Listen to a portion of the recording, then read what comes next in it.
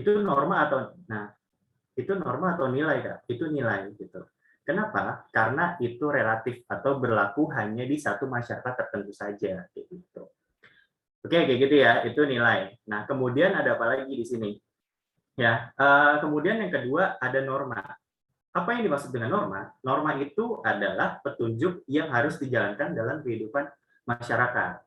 Tadi Kakak bilang, norma itu artinya apa? Norma itu artinya pedoman, aturan, gitu kan, yang untuk masyarakat itu hidup, gitu ya. Apa sih namanya pedoman untuk masyarakat itu hidup di dalam lingkungan sekitar, gitu. Nah, ciri norma itu ada apa aja? Pertama, berupa aturan tidak tertulis, ya. Ada juga aturan yang tertulis gitu, bisa tertulis maupun tidak tertulis. Nah, yang kedua, hasil kesepakatan masyarakat, ya. Yang ketiga, ditaati bersama, dan yang keempat, bisa berubah. Nah, itu ciri dari norma. Ini tambahin di sini ya, bisa tertulis atau bisa tidak tertulis atau juga bisa tertulis. Nah, ini adalah ciri norma.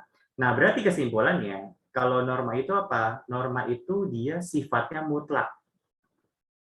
Ya, mutlak dan berlaku untuk seluruh masyarakat. Ya, mutlak atau sama aja kayak dia universal. Universal. Ya, jadi artinya itu dia norma itu berlaku secara keseluruhan. Ya, seluruh masyarakat akan mematuhi aturan tersebut. Kayak gitu ya. Jadi itu perbedaan antara nilai dan norma, gitu ya. Jadi jangan sampai nggak tahu lagi nih ya, kalau misalnya kakak nanya, bedanya nilai sama norma apa? Aduh kak, sering dengar cuman lupa. Ah, ini kebiasaan nih, sering kakak nemuin di kelas nih ya. Jadi kalian harus bisa apa namanya membedakan antara nilai dan norma. Oke, seperti itu ya penjelasan perbedaan antara nilai dan norma. Kita balik lagi ke soal. Oke, norma kesusilaan berlaku bagi seluruh masyarakat tanpa terkecuali. Ya, dengan demikian dapat dikatakan norma kesusilaan memiliki sifat universal. Oke, jadi di sini udah jelas ya. Di sini sifatnya itu universal. Universal itu artinya apa sih? Menyeluruh kan artinya kan? Nah, berarti dapat kita simpulkan ya, jawaban yang tepat yang mana dong, teman-teman? Yang D. Yang D, Kak. Oke, ya. Jadi yang D, yang Depok ya. Norma yang bersifat universal yaitu berlaku bagi seluruh masyarakat dimanapun keberadaannya. Gitu. Jadi untuk nomor 1 ini masih terbilang mudah ya, karena kita harus karena kita cuman jelasin apa itu universal dalam norma, gitu. Dan untuk penjelasannya ada di sini ya, bisa dilihat di sini.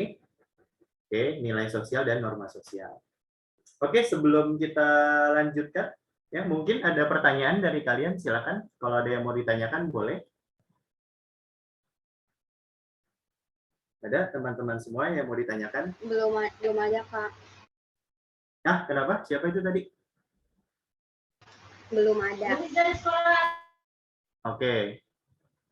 Enggak, kamu bilang ayah, ini penting. Aman ya? Aman ya berarti ya? Penting ini. Oke, kalau tidak ada yang mau ditanyakan, biasanya siapa nih? Monica nih. Monica aktif banget nih biasanya nih. Monica ada yang mau ditanyakan nggak? Belum ada, Kak. Oke, belum ya. Oke ya. Kalau misalnya belum ada, mungkin ini memang ya, ini adalah soal yang termasuk soal mudah ya. Dan juga mungkin akan bisa dikerjakan sih untuk mayoritas siswa-siswa yang ada di ini ya, yang mengikuti TO gitu sih. Ya, jadi emang masih termasuk gampang gitu. Oke, nggak ada yang mau ditanyakan ya, berarti ya. Oke, kalau tidak ada yang mau ditanyakan, bisa kita lanjut di soal berikutnya ya. Soal berikutnya itu nomor 2. Oke, kita lihat di sini ya. Nomor 2, interaksi merupakan proses yang menjadi dasar terjadinya aktivitas sosial dalam masyarakat. Interaksi tersebut bermanfaat sebagai berikut, kecuali. Nah, kita lihat di sini ya. Oke, kakak mau nanya dulu nih sebelumnya ya. Yang dimaksud dengan interaksi apa sih? Coba ada yang bisa jawab nggak?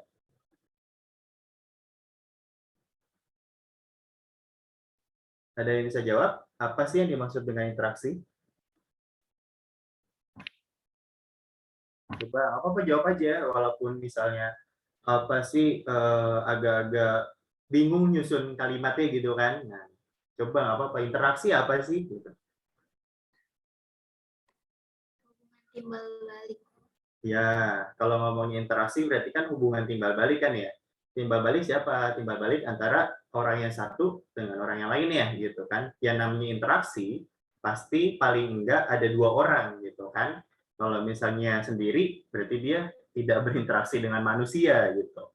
Oke, jadi kalau yang namanya interaksi berarti kan hubungan timbal balik antara dua orang atau lebih kan kayak gitu kan ya. Nah, sekarang kita lihat di sini. Interaksi merupakan proses yang menjadi dasar terjadinya aktivitas sosial dalam masyarakat. Interaksi tersebut bermanfaat sebagai berikut. Kecuali, kecuali berarti yang bukan gitu kan ya. Nih hati-hati nih ya, biasanya kalau soal sosiologi itu suka ngejebak-jebak sih biasanya ya. Jadi ada apa sih? Kadang siswa tuh suka kejebak. Jawabannya ini Kak, yakin ini. Ya kan? Ternyata salah gitu kan. Kenapa? Karena dia tidak melihat kecualinya gitu ya. Nah, ini hati-hati nih harus melihat kata kecuali. Ya, kalau enggak nanti bisa kejebak kayak gitu kan. Oke, jadi kita lihat ya pembahasan untuk nomor 2. Oke, pembahasannya Kakak udah siapin di sini ya. Jadi di sini interaksi. Interaksi itu adalah hubungan timbal balik antara dua orang atau lebih. Ya, kalau dia sendiri berarti bukan interaksi namanya gitu. Nah, kemudian apa sih manfaat dari interaksi? Nah, yang namanya kita ngobrol gitu kan ya, kita apa sih namanya bertukar pikiran gitu, berhubungan timbal balik gitu, pasti ada manfaatnya dong, nggak mungkin nggak ada gitu. Nah, manfaat itu yang pertama apa? Yang pertama dapat mewujudkan integrasi sosial. Artinya apa? Artinya ketika kita berinteraksi, ya pastinya kita akan mewujudkan yang namanya tuh integrasi. Nah, ini integrasi itu udah sering banget ya, istilah sosiologi integrasi itu sering banget dikeluarin gitu. Ya, kalau misalnya nggak ngerti integrasi sosial, wah itu bahaya tuh. Ya, karena itu akan sering banget ditanyain atau dikeluarkan di soal sosiologi. Ya, itu manfaat yang pertama itu ya dapat mewujudkan integrasi sosial atau penyatuan. Oke, terus yang kedua, memadukan beberapa kepentingan. Nah, di sini ada istilah memadukan. Apa sih yang dimaksud dengan memadukan gitu kan? Memadukan itu artinya adalah menggabungkan, ya, menggabungkan beberapa kepentingan. Jadi artinya kalau misalnya kita berinteraksi, ya, itu gunanya untuk menggabungkan beberapa kepentingan kayak gitu, ya. Terus yang ketiga, mengenal budaya lain, gitu. Ya, yang namanya kita berinteraksi gitu kan, ngobrol gitu kan. Yang pasti kan untuk apa sih? Yang pasti kan untuk supaya kita kenal sama budaya lain atau kita kenal sama orang lain gitu kan ya. Nah, itu manfaat yang ketiga. Kemudian yang keempat, manfaat itu untuk apa? Yang keempat itu manfaatnya adalah menghindari konflik. Ya, jadi gunanya kita ngobrol, gunanya kita berinteraksi untuk apa? Supaya kita nggak saling curiga gitu kan. Ini siapa sih? Dia siapa sih? Gitu kan. Nah, yang namanya kita ngobrol, pasti kan kita untuk menghindari itu gitu. Untuk menghindari kecurigaan atau menghindari konflik-konflik ya secara terlihat atau konflik yang tidak terlihat kayak gitu. Ya, jadi itu manfaat dari interaksi sosial gitu ya. Oke, teman-teman semua, kita balik lagi coba ke soalnya ya, kita lihat. Nomor 2, ya, interaksi merupakan proses yang menjadi dasar terjadinya aktivitas sosial dalam masyarakat. Oke, interaksi tersebut bermanfaat sebagai berikut. Oke, di sini manfaat ya. Manfaat interaksi. Oke, manfaat interaksi. Nah, yang bukan yang mana nih? Yang bukan manfaat dari interaksi yang mana? Coba ada yang bisa jawab nggak? Jawabannya yang mana? D, Kak. Oke, yang D. Jawabannya Depok berarti ya. Oke, kita lihat di sini ya. Yang A, mendorong timbulnya integrasi. Ya udah jelas ya, kalau kita berinteraksi pasti untuk mendorong integrasi. Yang B, memadukan. Oke. Yang C, mengenal. Iya. Yang E, mengurangi ketegangan atau mengurangi konflik. Iya. Oke, jadi kecuali yang bukan yang D. Oke. Kenapa kok jawabannya yang D? Ya, karena yang D itu konteksnya egois ya nggak sih? Coba perhatiin deh kalimatnya. Mewujudkan beberapa keinginan. beberapa keinginan, berarti cuman keinginannya yang udah direncanakan gitu, keinginan yang udah direncanakan atau keinginan yang sudah diatur gitu. Berarti di situ kalimat yang itu konteksnya egois, berarti kan dia cuman mementingkan beberapa keinginan saja gitu. Oke, jadi kecuali itu yang D ya jawabannya ya. Oke. Ada yang mau ditanyakan nggak untuk soal nomor 2? Silakan. Saya mau nanya, Kak. Ya, boleh. Kenapa interaksi bisa jadi proses dasar terjadinya aktivitas sosial? Oke, kenapa sih kok interaksi bisa jadi dasar terjadinya aktivitas sosial sih gitu? Nah, jadi gini ya, kalau kita membicarakan aktivitas itu kan banyak ya. Aktivitas itu biasanya akan menimbulkan yang namanya nilai dan norma gitu. Contoh ya, sebagai contoh satu, ketika kita bergotong royong. Nah, gotong royong itu nilai bukan sih? Gotong royong itu nilai gitu kan ya. Nah, sekarang gini, gotong royong kan nilai sosial gitu, nilai sosial yang baik gitu. Kerja bakti itu berarti nilai sosial gitu kan ya. Nah, sekarang pertanyaannya itu aktivitas apa bukan? Itu aktivitas gitu kan. Artinya gini ya, yang namanya aktivitas ya kan, kayak tadi contohnya gotong royong, terus nilai dan norma, itu semuanya harus berawal dari interaksi gitu. Kenapa kok berawal dari interaksi? Ya kalau misalnya kita nggak berinteraksi, gimana cara gotong royong gitu kan? Gimana caranya untuk kerjasama gitu? Gimana caranya untuk kerja bakti? Nah maka dari itu interaksi menjadi dasar terjadinya aktivitas. Kalau misalnya nggak berinteraksi, nggak berbicara, nggak bakal terjadi namanya aktivitas gotong royong itu. Oke, kayak gitu ya. Monica tadi ya nanya ya? Iya, Kak. Oke, Monica paham ya Monica ya? Iya, Kak. Terima Oke, kasih, Kak. sama-sama. Ada lagi nggak yang mau ditanyakan untuk nomor 2? Apakah ada? Kalau tidak ada, bisa kita next ya ke soal berikutnya ya. Oke, bisa kita next ke soal berikutnya. Sekarang berarti nomor berapa? Nomor 3. Oke, nomor 3. Kita lihat ya, di sini nomor 3 tentang apa nih? Oke. Terjadinya sugesti bukan hanya faktor pemberi sugesti, namun juga faktor yang ada di diri orang yang diberi sugesti. Faktor-faktor tersebut adalah sebagai berikut. Kecuali, oke, kita lihat di sini ya.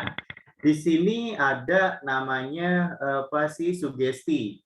Ya, di sini ada istilah namanya sugesti. Nih, sebenarnya kakak mungkin ya di SG cabang yang kakak ajar itu udah mayoritas udah kakak ajarin sih ya. Bedanya sugesti, bedanya motivasi, bedanya imitasi, bedanya apalagi tuh empati, itu mayoritas kalau di SG cabang yang kakak ajar tuh udah kakak jelasin sih mayoritas gitu. Oke. Di sini berarti materi tentang apa nih gitu kan. Nah, nomor 3 ini materi tentang faktor interaksi sosial. Nah, ini materi tentang faktor interaksi sosial. Nah, faktor interaksi sosial itu ternyata ada 6 faktornya. Ya. Ini nyambung nih sama yang tadi kita bahas nih sebenarnya materinya masih tentang interaksi. Oke. Nah, jadi interaksi sosial itu dia memiliki faktor. Ya, faktornya itu ada 6. Pertama ada imitasi, yang kedua ada identifikasi, yang ketiga ada simpati, yang keempat ada empati, yang kelima ada sugesti, dan yang keenam ada motivasi. Oke, jadi ada 6 faktor interaksi sosial. Nah, sekarang cara ngingetnya, ya, cara ngebedain dan cara mengingat itu gimana sih gitu. Nah, sekarang ini ya. Imitasi, di sini kan ada imitasi ya. Imitasi sama identifikasi itu dia sama, ya, mirip gitu pengertiannya. Jadi imitasi itu artinya meniru, ya. Identifikasi juga artinya meniru. Nah, terus bedanya apa gitu kan? Kalau imitasi dia meniru hanya sebagian gitu. Sedangkan kalau misalnya identifikasi dia itu meniru secara keseluruhan. Nah, jadi itu bedanya ya. Kalau imitasi meniru sebagian, kalau identifikasi itu meniru keseluruhan. Begitu. Nah, sekarang gini, imitasi meniru sebagian. Apa yang ditiru berarti. Kalau misalnya imitasi berarti yang ditiru itu dia cuma niru perilaku, ya dia cuma niruin perilaku sama niruin sikap. Atau ya dia itu meniru fisiknya saja. Oke, jadi cuma sebagian itu. Nah, yang disebut dengan sebagian itu kayak gitu. Dia cuma niruin perilaku dan meniruin sikap. Ya. Atau dia meniru fisiknya saja. Katakanlah misalnya gini contoh. Si A ya mengikuti perilaku si B. Ya. Si A mengikuti sikapnya si B gitu. Nah, itu berarti disebut imitasi. Tapi kalau misalnya si A meniru fisiknya si B, nah itu kalau meniru fisiknya saja tidak meniru perilaku, berarti dia disebut sebagai imitasi kayak gitu. Jadi hanya sebagian ya, dia meniru hanya sebagian saja gitu. Nah, bedanya sama identifikasi itu apa? Kalau misalnya identifikasi, dia itu meniru secara keseluruhan. Nah, berarti yang ditiru apa aja? Nah, ini udah ditulis nih sama kakak nih ya. Yang ditiru itu ada pertama ada perilaku, terus meniru sikap, meniru fisik, dan juga meniru karakter. Nah, jadi dia sepaket nih ya. Dia niruin orang cuma sepaket gitu. Nah, itu namanya identifikasi. Nah, jadi kalau identifikasi itu ingat aja kan di sini kata identik ya, identifikasi gitu. Pernah denger kan ya kembar identik kan? Nah, kembar identik itu berarti kan mirip banget gitu. Nah, berarti si orang ini meniru orang lain dan mirip banget, ingin menjadi sama, gitu kan? Berarti itu identifikasi jawabannya, kayak gitu. Oke, terus yang ketiga. Yang ketiga ada namanya simpati dan empati. Nah, ini kedua ini nih mirip juga nih, ya. Ada simpati, ada empati. Ini mirip juga gitu. Kadang banyak juga siswa yang memperdebatkan soal ini gitu kan. Simpati apa empati sih Kak gitu kan.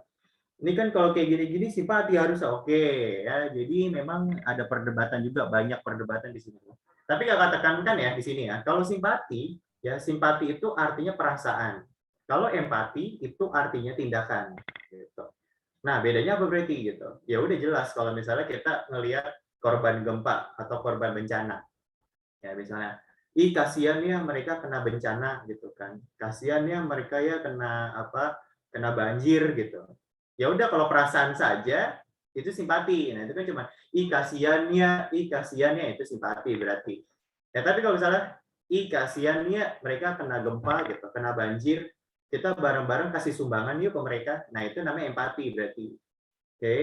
Nah, jadi sebenarnya bedanya simpati sama empati itu, simpati itu perasaan, empati itu action-nya atau tindakannya kayak gitu.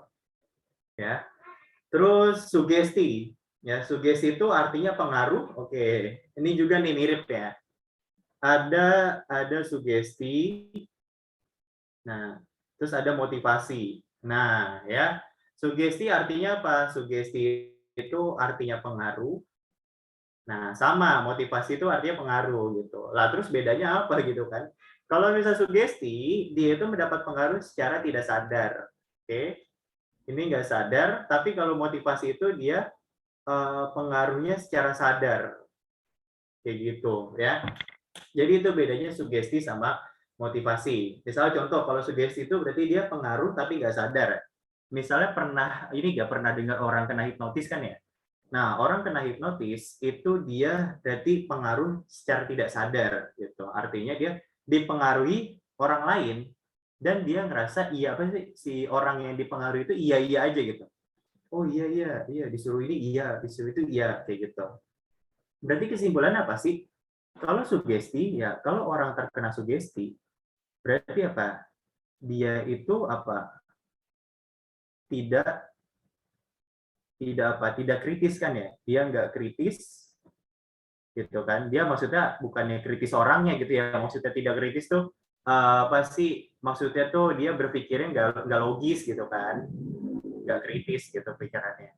Nah terus apalagi kalau misalnya dia terkena sugesti, terkena hipnotis gitu kan ya, berarti dia apa sih perasaan empati terhadap orang itu tuh besar biasanya gitu kan ya. Nah jadi dia sangat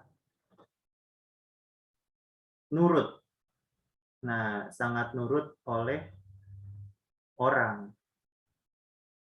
Nah, gitu. Biasanya dia iya aja, nurut aja gitu kan ya.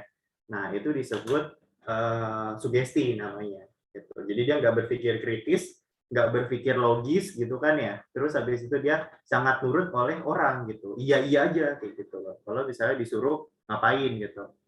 Oke ya, itu perbedaan imitasi, identifikasi, simpati, empati, sugesti, dan motivasi.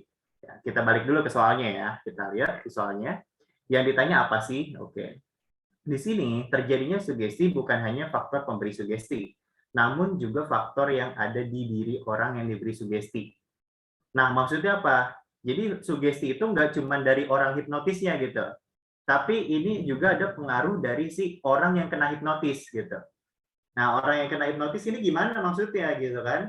Berarti misalnya si A dihipnotis sama B. Nah, berarti si A ini tukang hipnotis, B ini korbannya gitu kan ya? B ini korbannya gitu. Nah, sekarang gini, oke, si A ini jago ngomong, sehingga si B terhipnotis gitu. Tapi juga ada yang salah sama si B. Nah, si B ini berarti dia daya pikirnya tuh nggak kritis gitu kan, pola pikirnya nggak kritis gitu. Makanya ada faktor yang jadi masalah di dianya juga. Nah, kita lihat pertanyaannya. Faktor-faktor tersebut adalah sebagai berikut, kecuali. Nah, faktor orang yang kena hipnotis gimana nih? Faktor korban yang kena hipnotis gimana? Nah, kita lihat. Oke, yang A, terhambatnya daya pikir kritis. Ini faktor yang menyebabkan dia kena hipnotis nggak yang A? Coba jawab. Iya. Iya kan ya? Jadi gara-gara dia nggak berpikir kritis, makanya dia jadi kena hipnotis gitu kan, jadi kena sugesti gitu loh. Ya. Terus kita lihat yang B, sikap antipati terhadap orang lain. Oke, antipati ini artinya apa sih? Antipati ini artinya adalah nggak peduli. Gitu. Berarti sikap nggak peduli terhadap orang lain. Ini faktor yang menyebabkan dia jadi korban hipnotis nggak? Coba. Coba ada yang bisa jawab nggak? Yang B. Enggak sih harusnya, Kak. Karena kan dia kalau iya karena dia terlalu bersimpati makanya dia jadi terhipnotis. Ya, betul. Makanya harusnya dia kalau sikap antipati harusnya nggak kena ya. Harusnya nggak kena hipnotis kan. Kalau antipati berarti nggak peduli gitu kan. Lu siapa sih, gue nggak peduli gitu kan. Nah, kan kayak gitu kan. Ibaratnya kan kayak gitu. Kalau C, kemampuan berpikir yang terpecah belah. Nah, ini juga nih. Ya, kalau C ini berarti dia karena pemikirannya terpecah belah gitu, nggak fokus. Akhirnya apa? Akhirnya dia terhipnotis. Iya aja gitu kan. Oke, terus D, penerima sugesti dalam kondisi yang tidak netral. Iya benar. Biasanya orang kena hipnotis itu emosinya lagi nggak stabil gitu, lagi nggak netral gitu. Ya kan? Terus yang E, ketidakmampuan berpikir secara rasional. Rasional itu artinya apa sih? Rasional itu artinya adalah berpikir logis gitu. Ya, rasional itu berpikir logis. Nah, kayak gitu ya. Ketidakmampuan berpikir secara logis. Oke, berarti yang bukan faktor orang kena hipnotis atau yang bukan faktor orang kena sugesti yang mana? Jawabannya teman-teman. Yang mana jawabannya berarti? Yang B ya. Berarti yang bukan, ya kan karena di sini tanya kecuali nih, hati-hati ya ada kata kecuali. Bentar. Berarti yang mana jawabannya? Jawabannya itu adalah yang B. Oke, kayak begitu. Pencet mulu deh. Yang B gitu ya. Nah, oke, itu untuk penjelasan nomor 3 ya. Ada yang mau ditanyakan nggak dari nomor 3? Silakan kalau ada yang mau ditanyakan, boleh banget. Ada yang mau ditanyakan?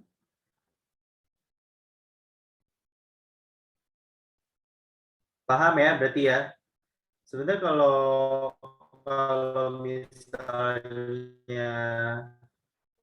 misalnya udah pernah kakak jelasin sih, kalau saya udah pernah kakak jelasin di kelas sih sebenarnya paham ya, gampang-gampang aja gitu. Nah, cuman untuk siswa-siswa yang belum pernah kakak ajar nih, mungkin ada yang mau ditanyakan gitu dari cabang-cabang lain, silakan boleh. Tidak ada ya? Oke, kalau tidak ada yang mau ditanyakan, bisa kita next ya, atau kita lanjutkan ke materi berikutnya ya, yaitu nomor 4. Oke, kita lihat ya nomor 4. Posisi seorang raja di lingkungan kerajaan Inggris sangat dihormati oleh rakyatnya. Nah, pernyataan tersebut sesuai dengan salah satu fungsi dari stratifikasi sosial, yaitu jadi di sini konteksnya tentang posisi seorang raja ya. Posisi seorang raja di lingkungan kerajaan Inggris. Ya, jadi seorang raja ini dia sangat dihormati. Ya, dia sangat-sangat dihormati. Ya, sangat dihormati oleh rakyatnya. Gitu. Nah, kenapa sih si raja ini kok sangat dihormati gitu ya? Sangat dihormati, sangat disegani gitu kan? Nah, itu biasanya ada faktor ya, ada beberapa faktor yang bisa menyebabkan si raja itu dihormati gitu. Nah, di sini ternyata memang benar. Di sini ada namanya fungsi stratifikasi. Nah, kakak mau nanya dulu nih, ya biar nggak sepi-sepi banget gitu kan. Stratifikasi sosial, ada yang tahu artinya apa? Coba jawab. Ada yang tahu nggak? Silakan. Ada yang tahu nggak guys stratifikasi? Ada yang berani? Mengelompokkan gitu bukan sih, Kak? Yang secara gimana? Pengelompokan masyarakat Secara secara vertikal. gimana? Oke, jadi kalau misalnya ngomongin stratifikasi berarti dia struktur masyarakat ya, struktur masyarakat atau pengelompokan masyarakat, tapi dia secara vertikal. Vertikal itu berarti kan secara bertingkat gitu kan ya. Jadi ada bawah, ada tengah, ada atas. Nah, itu disebut stratifikasi sosial berarti kan kayak gitu.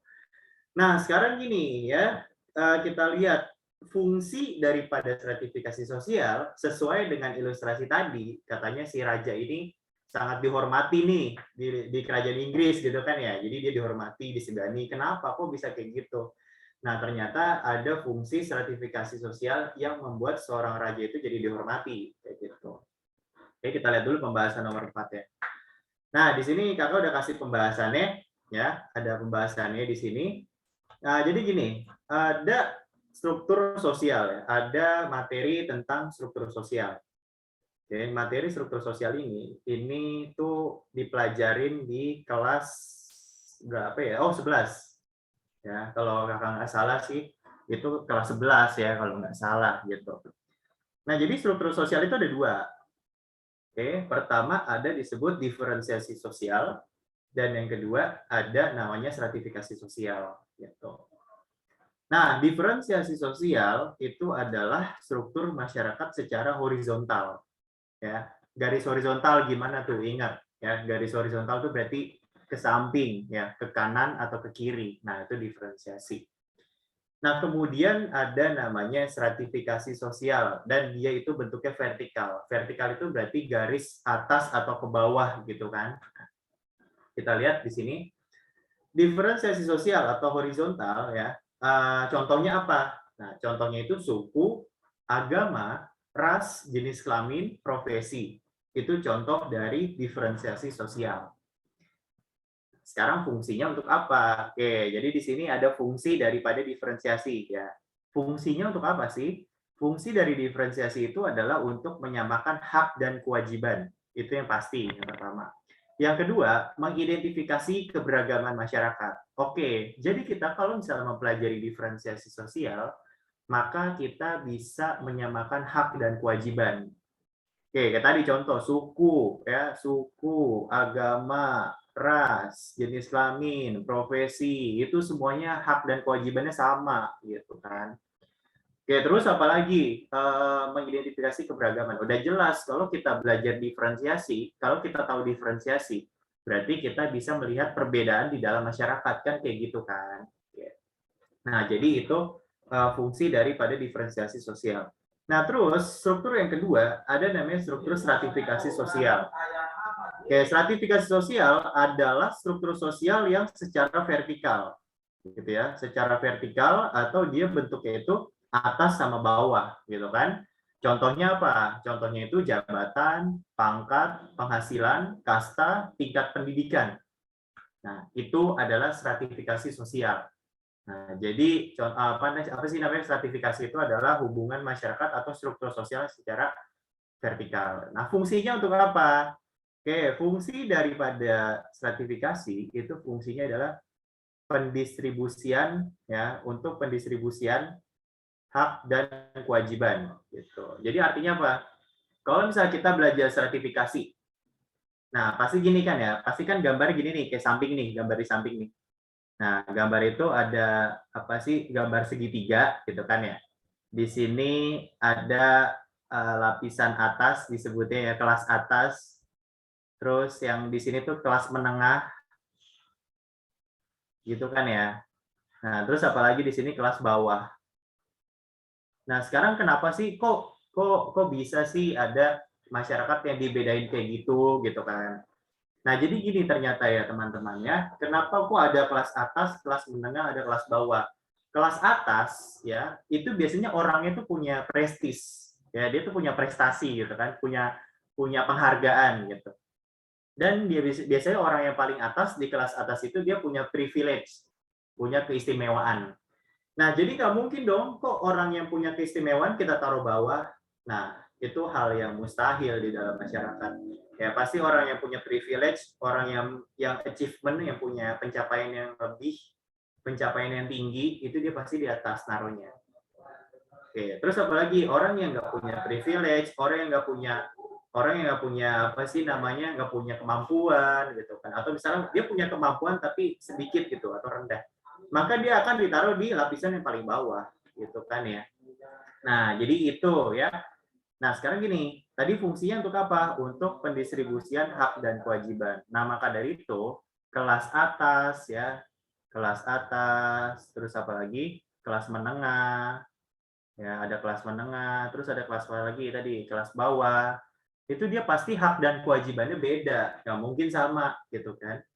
Antara bos misalnya, bos sama karyawan, itu pasti hak dan kewajibannya beda dong, nggak mungkin disamain gitu.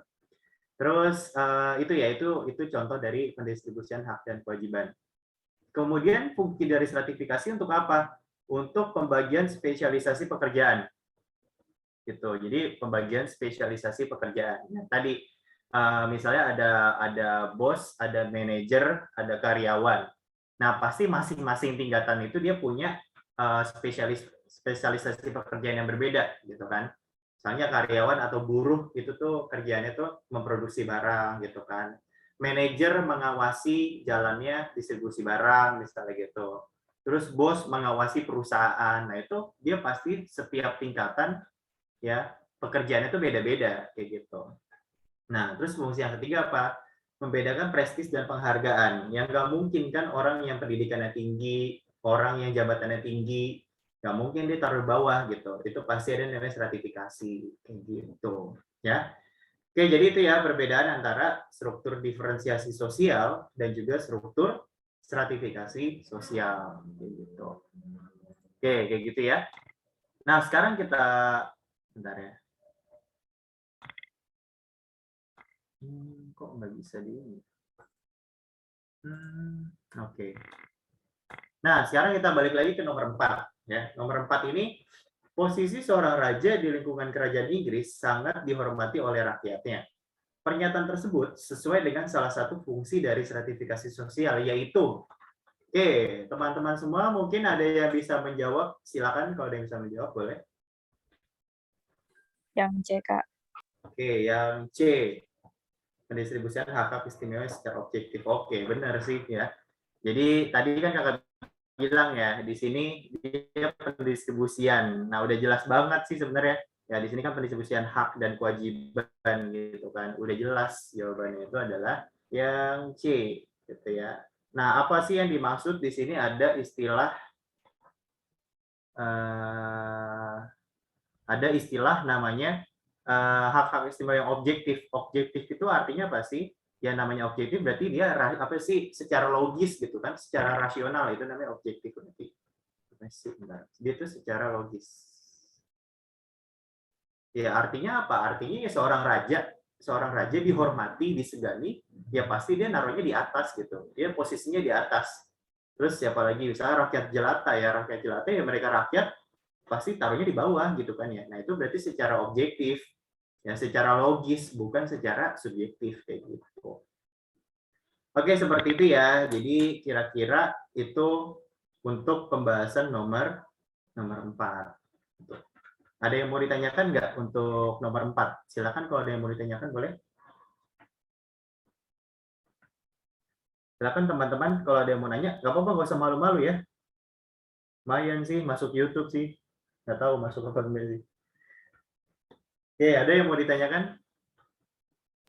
Kak, kalau yang option B tadi, yang pemberian simbol gitu, itu maksudnya contohnya kayak gimana?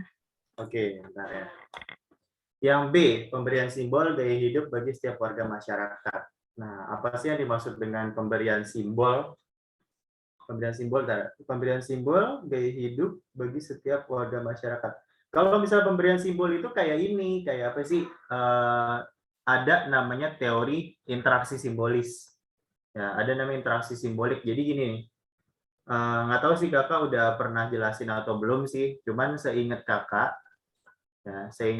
kalau misalnya selama kakak ngajar nih di cabang yang kakak ajarin ya, kakak pernah jelasin sebenarnya. Jadi ini untuk pilihan B ya. Ini itu penjelasan tentang teori,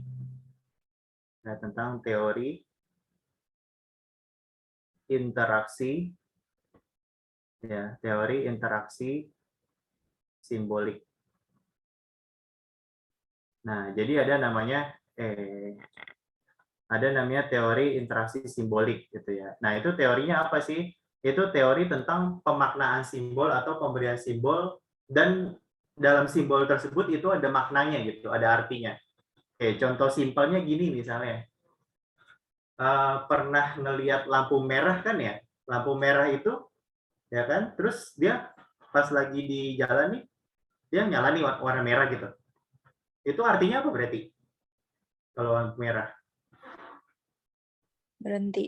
Nah, itu namanya berarti interaksi simbolik atau pemberian simbol terhadap suatu yang ada di masyarakat. Atau misalnya ada lambang P dicoret, berarti dilarang parkir. Nah, sekarang kaitannya sama pilihannya B itu apa? Pemberian simbol gaya hidup bagi setiap warga masyarakat.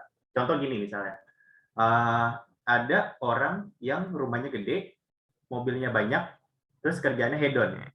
Nah, kamu nyimbolin dia sebagai orang apa coba? Orang kaya. Nah, ya udah, itu namanya pemberian simbol terhadap gaya hidup masyarakat. Nah, kalau kita tarik ke teori, nah itu namanya teori interaksi simbolik kayak gitu.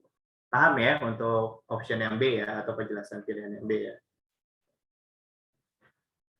Oke, makasih Kak. Oke, sama-sama. Ada lagi nggak yang mau ditanyakan? Silakan, boleh.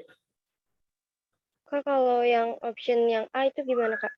Oke, alat solidaritas sesama kelas. Ya, jadi gini, kalau misalnya kan kita tadi ngomongin stratifikasi ya. Kalau ngomongin stratifikasi, hubungan sama alat solidaritasnya nggak ada gitu. Kecuali gini, apa sih namanya? Seorang buruh berada di suatu perusahaan gitu. Nah, sekarang gini, ditanya sama soalnya, seorang buruh berada di suatu perusahaan. Nah, hubungan antara buruh dengan buruh, ya itu apa hubungannya gitu? Karena ternyata si buruh ini pengen ngedemo si bosnya, ya, atau buruh pengen mendemo si pemilik modal. Berarti apa? Hubungan buruh dengan buruh itu sebagai alat solidaritas sesama kelas. Jadi maksudnya sesama kelas itu dalam satu kelas yang sama gitu. Berarti kalau misalnya buruh sama buruh, nah itu alat solidaritas sesama kelas sosial. Terus siapa lagi? Pemilik modal dengan pemilik modal. Nah, berarti kan alat solidaritas sesama kelas kan, kayak gitu. Terus apa lagi? Manajer dengan manajer. Nah, itu berarti alat solidaritas sesama kelas sosial. Jadi yang maksudnya alat solidaritas sesama kelas ya dalam satu kelas yang sama, dalam satu kelas sosial yang sama nih, kayak gini nih tadi nih. Ya lihat tuh di sebelah kanan kan. Misalnya kelas atas sesama kelas atas, berarti itu dia alat solidaritas sesama kelas. Kelas menengah sama kelas menengah, kelas bawah sama kelas bawah, kayak gitu ya. Jadi gitu sih penjelasan untuk yang A gitu. Oke, terus gimana? Ada yang mau ditanyakan lagi untuk nomor 4?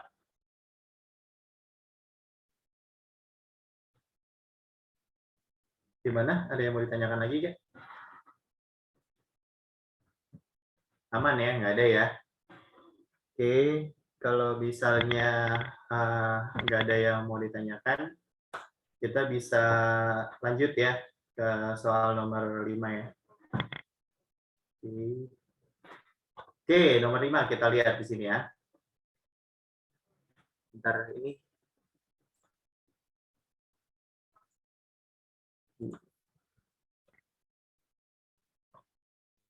Oke, lanjut sekarang nomor 5 ya. Dalam melayani pembeli di toko, ya itu dia mendahulukan pembeli yang memiliki kesamaan etis dengan dirinya. Haris pun memberikan harga yang lebih murah kepada pembeli, ya kembali kepada pembeli tersebut. Namun bagi pembeli yang berlatar belakang etis yang berbeda dengan dirinya, Haris cenderung mengabaikan dan memberikan harga yang cenderung mahal, gitu. Perilaku Haris yang berbeda terhadap orang lain karena adanya perbedaan latar belakang etnis ini disebut apa, gitu kan? Nah, jadi ini si Haris ini ngapain nih? Ya, si Haris ini katanya dia mendahulukan pembeli yang etnisnya sama, gitu kan ya? Itu untuk nomor 5 tuh. Ya. Terus dia udah mendahulukan etnis yang sama, udah gitu dia ngasih harga yang murah. Ya kan? Dia ngasih harga yang murah kepada orang yang etnisnya sama dengan si Haris. Nah, kayak gitu. Nah, berarti ini tindakan apa nih, gitu kan? Oke, kita lihat dulu ya di sini ya. Kakak udah kasih pembahasan ya di sini ya. Di sini ada istilah eksklusivisme, terus ada istilah etnosentrisme, gitu kan? Terus ada istilah prasangka, ada stereotip, dan ada diskriminasi. Oke, jadi kakak ngebahas ini ya. Ini kelima sifat yang ada di sini nih. Ya kan, ada eksklusif, tuh ada etnosentris, eksklusif, etnosentris, prasangka, stereotip, sama diskriminasi. Oke, jadi kakak akan bahas satu persatu apa sih istilah atau makna dari pengertian tersebut, gitu, dari istilah tersebut, gitu kan ya. Oke, pertama kita lihat ya eksklusivisme. Oke, eksklusif itu artinya apa sih? Eksklusif itu adalah artinya suatu kelompok ya, kelompok atau apa ya sebutannya ya? Kelompok atau seseorang lah ya, seseorang atau kelompok yang tertutup. Nah, contohnya itu misalnya suku Baduy gitu kan. Terus habis itu apalagi ya, misalnya ada geng-gengan yang high class gitu kan, itu eksklusif nih, dia itu cenderung tuh eksklusif kayak gitu. Oke, terus yang kedua etnosentrisme. Oke, etnosentrisme itu artinya apa? Etnosentrisme itu artinya adalah merendahkan kelompok lain dan menganggap kelompok itu paling unggul. Ini kakak sebenarnya udah sering banget ngejelasin di kelas sih sebenarnya ya. Udah sering banget ngejelasin di kelas di cabang SG kakak ajar gitu kan. Terus yang C itu ada namanya istilah prasangka. Apa nih ini maksud dengan prasangka? Prasangka itu adalah berpikir buruk terhadap orang lain atau kelompok lain. Gitu. Jadi prasangka misalnya kita melihat kan atau berprasangka buruk. Apa sih dia nih orangnya pemalas dia gitu. Itu prasangka berarti. Ya, prasangka itu dia konteksnya itu selalu negatif gitu. Nah, terus ada yang itu stereotype. Stereotype itu artinya apa? Stereotype itu artinya adalah penilaian secara pribadi atau secara subjektif. Ya, secara subjektif ya terhadap seseorang atau kelompok lain. Nah, itu namanya stereotype. Jadi kita nilai kelompok lain atau orang lain tuh secara subjektif. Gitu. Misalnya ya. Misalnya itu contohnya stereotip terhadap perempuan. Perempuan itu lemah gitu misalnya. Nah, itu berarti stereotip ya, penilaian secara subjektif. Atau misalnya kalau kita konteksnya suku orang Padang pelit. Nah, itu berarti stereotip gitu.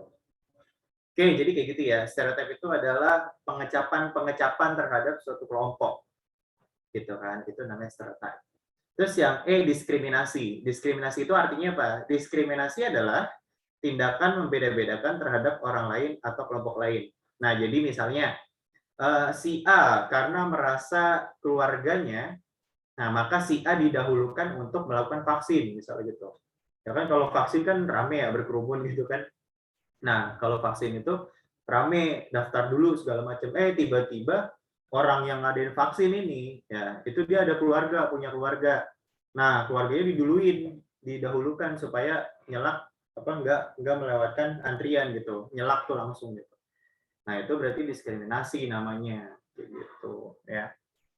Oke, berarti itu ya penjelasan antara eksklusif, etnosentris, prasangka, stereotype, dan diskriminasi kayak gitu. Ya, kita balik lagi ke nomor 5 ya. Nah, berarti di sini untuk kasusnya si siapa nih? Si Haris ya. Oke, untuk kasusnya si Haris ini ada yang bisa jawab nggak? Nomor 5 jawabannya apa? Diskriminasi, Kak. Yang E. Iya, yang E berarti kan ya, diskriminasi berarti jawabannya. Yaitu yang E. Oke, kayak gitu ya. Jadi karena si Haris ya, si Haris itu membeda-bedakan ya. Untuk apa sih pembeli yang ada di toko tersebut yang etnisnya sama kayak Haris didahulukan. Nah, berarti itu diskriminasi jawabannya. Oke, ada yang mau ditanyakan untuk nomor 5? Silakan boleh. Ada yang mau ditanyakan nggak? Kalian ini nggak sih? Kalian rancu nggak sih antara prasangka sama stereotip? Ada yang mikir gitu nggak? Coba ada yang ngerasa kayak gitu nggak kira-kira? Atau mungkin udah tahu Kak, cuman gimana ya gitu. Mungkin ada yang udah tahu, cuman gimana coba ada yang bisa bedain nggak prasangka sama stereotip? Ada nggak? Siapa ya? Coba ya. Rumi bisa bedain nggak Rum antara prasangka sama stereotip? Kalau aku sih, kalau menurut aku prasangka tuh kayak apa ya, berpikir terhadap orang lain atau kelompok lain ya, kayak cuman prasangka tuh kayak cuma sebentar aja. Kalau stereotip tuh kayak udah tertanam gitu loh di masyarakat, jadi nggak cuma dari kita doang, jadi kayak oh emang dari orang-orang lain juga gitu. Ya, tapi itu menurut aku sih, Kak. Ya, berarti emang kalau prasangka itu pribadi ya, tapi kalau misalnya stereotip itu mayoritas sudah mikir kayak gitu ya. Iya benar sih, benar. Jadi bedanya prasangka sama stereotip itu, prasangka dikit, kalau stereotip itu masyarakat udah mikir, masyarakat luas sudah mikir kayak gitu. Nah, dan juga gini sih sebenarnya ya, poin pentingnya kalau prasangka itu dia konteksnya itu biasanya selalu negatif. Gitu. Jadi kita memprasangka seseorang gitu kan, menuduh seseorang, ya itu berarti kalau prasangka itu dia masuknya konteks negatif ya, gitu ya. Konteks negatif. Nah, tapi kalau misalnya apa sih stereotype itu dia bisa dua kemungkinan sebetulnya. Ya, stereotype itu dia sebenarnya bisa negatif ya, maknanya bisa negatif gitu. Dan juga dia yang kedua bisa positif. Gitu. Nah, contoh misalnya gini ya. Kakak pernah nemuin soal kayak gini. Suku Jawa itu dinilai sebagai seseorang ya, seorang yang memiliki suku Jawa itu orangnya tuh lelet gitu, orangnya tuh lamban gitu. Tetapi suku Jawa juga dia itu gesit ya, pandai mencari uang gitu.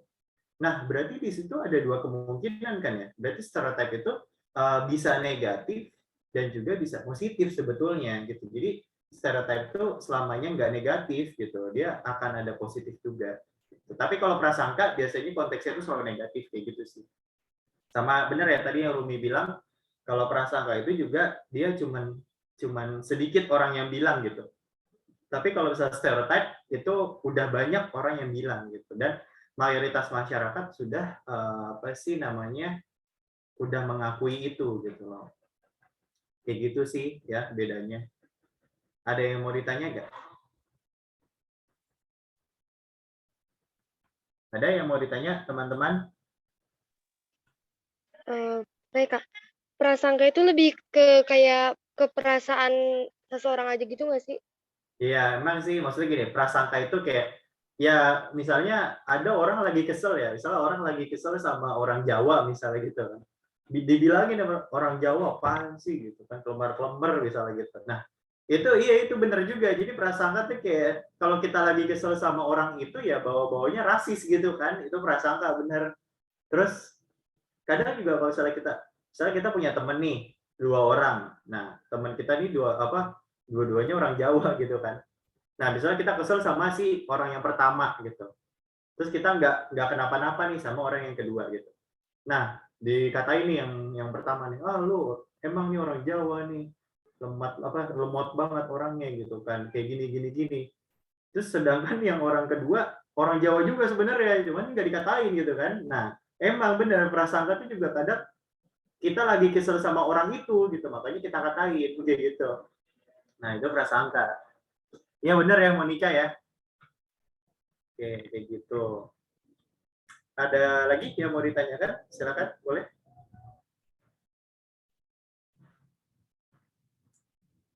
Tidak ada ya. Kalau tidak ada yang mau ditanyakan, bisa kita lanjut ya ke slide berikutnya. Oke, selanjutnya ini apa nih? Bentar ya. Oh, enggak ini sih. Oke, nomor 6. Nomor 6. Seorang anak sejak kecil tidak bisa sekolah. Hal ini disebabkan karena sulitnya akses jalan menuju ke sekolah. Jarak terdekat dengan sekolah harus ditempuh dalam waktu berjam-jam. Untuk belajar di rumah belum ada listrik, maka tidak heran akan menimbulkan. Oke, sebelum kakak kasih pembahasannya nih, ada yang tahu nggak jawabannya apa? Nomor 6. B nggak sih, Kak? Yang B, kemiskinan relatif. Oke, ada yang lain nggak? Ada yang lain nggak? Saya sih kemarin jawabnya A, Kak. Oke, kemiskinan absolut. Oke, nggak apa-apa. Ada lagi yang lain? Coba. Yang beragam. C, Kak. Oke, C, kemiskinan struktural. Oke, jadi beragam nih jawabannya nih. Ada kemiskinan absolut, kemiskinan relatif, kemiskinan struktural, kemiskinan individu, sama kemiskinan kultural. Oke, ini bedanya apa nih sebenarnya nih? Oke, jadi yang namanya kemiskinan sebenarnya nggak cuma karena miskin ya, teman-teman ya. Jadi orang miskin itu punya jenisnya ternyata ya, banyak jenisnya gitu. Oke. Jadi kalau kita membicarakan soal kemiskinan, ya kemiskinan itu banyak jenisnya. Gitu. Pertama ada namanya kemiskinan absolut, relatif, struktural, dan kultural. Ada 4 jenis kemiskinan ya, nggak lebih, nggak kurang. Ini 4. Oke, kita lihat di sini. Pertama kemiskinan absolut. Nah, penjelasannya di sini kakak kasih penjelasan kemiskinan absolut adalah masyarakat yang hidup di bawah garis kemiskinan. Oke, poinnya sebenarnya di sini ya. Jadi poinnya itu adalah kemiskinan absolut adalah orang-orang atau masyarakat yang hidup di bawah garis kemiskinan. Jadi ketika mayoritas orang bilang dia itu miskin, maka itu disebut kemiskinan absolut. Karena banyak orang yang bilang dia itu miskin. Kenapa dia dibilang miskin? Karena dia hidup di bawah garis kemiskinan. Artinya, yang namanya kemiskinan absolut itu orang buat hidupin kebutuhan utama aja tuh susah gitu. Kayak makanan, pakaian, gitu kan, rumah aja pun dia susah. Nah, itu disebut kemiskinan absolut namanya. Gitu. Jadi intinya dia itu buat menuhin kebutuhan hidup utama tuh susah banget. Itu namanya kemiskinan absolut. Nah, terus yang kedua ada namanya kemiskinan relatif. Kemiskinan relatif itu adalah kemiskinan karena terdapat pembanding di sekitarnya. Gitu. Jadi misalnya contoh si A di lokasi ini dia miskin gitu. Nah, tapi ketika dia pindah ke lokasi B, dia jadi orang kaya. Nah, jadi itu relatif. Relatif itu artinya ada perbandingan dan kita tuh dibilang miskin tuh relatif gitu. Ya, contoh nih misalnya ada orang yang punya HP Xiaomi misalnya. Jangan Xiaomi deh, Xiaomi ada yang mahal soalnya. Oke, misalnya orang yang punya HP Nokia jadul misalnya kan. Orang punya HP Nokia jadul terus kumpul sama orang-orang yang punya iPhone. Oke. Nah, sekarang yang dibilang miskin siapa coba? Orang yang punya Nokia pasti, ya kan? Orang yang punya Nokia jadul. Nah, sekarang gini, ya kan? Orang yang punya Nokia jadul, ya HP Nokia jadul, kumpul sama orang-orang yang nggak punya HP. Nah, oke, sekarang yang miskin siapa? Orang yang nggak punya HP pasti, gitu. Ya intinya kayak gitu ya, pasti diibaratkan tuh kayak gitu, perbandingan kayak gitu. Nah itu disebut kemiskinan relatif. Jadi dia itu miskin karena di sekitarnya itu ada pembandingnya kayak gitu. Oke. Terus yang ketiga ada namanya kemiskinan struktural. Nah, apa nih yang dimaksud dengan kemiskinan struktural? Kemiskinan struktural adalah kemiskinan dikarenakan struktur masyarakat yang tidak bisa mengakses fasilitas yang ada. Oke, jadi di sini struktural itu artinya struktur masyarakat tidak bisa mengakses fasilitas yang ada. Nah, jadi sebenarnya gini, sebenarnya ada fasilitas gitu. Sebenarnya ada apa sih namanya fasilitas umum gitulah ya. Tapi apa? Tapi masyarakat ada beberapa daerah yang tidak bisa mengakses fasilitas itu. Ya, misalnya contoh gini, suatu masyarakat atau suatu wilayah itu miskin gara-gara nggak ada jalanan, nggak ada akses jalan gitu kan, nggak ada jaringan internet gitu. Terus habis itu apa sih, tidak ada mobil, tidak ada motor gitu. Nah, itu disebut kemiskinan struktural. Jadi dia itu tidak bisa mengakses fasilitas yang ada gitu. Nah, kemiskinan struktural itu biasa terjadi di pedesaan, ya, atau biasa terjadi di suku-suku pedalaman. Nah, itu disebut kemiskinan struktural mereka. Kayak gitu ya. Terus yang keempat ada namanya kemiskinan kultural. Oke, kemiskinan kultural apa nih? Kemiskinan kultural adalah kemiskinan karena malas dan gaya hidup yang boros. Ya, misalnya ada orang yang males nggak mau kerja gitu kan, ya nggak mau kerja, males gitu kan, tidur mulu gitu. Nah, terus habis itu apa? Udah gitu dia boros gitu kan ya. Ada juga orang yang boros, nggak bisa nyimpan uang gitu kan. Nah, itu disebut kemiskinan kultural gitu. Jadi intinya tuh kalau apa sih namanya, kalau kultural itu berarti dia miskin karena males. Nah, atau juga bisa dia hidupnya tuh hidup boros. Kayak gitu. Itu disebut kemiskinan kultural.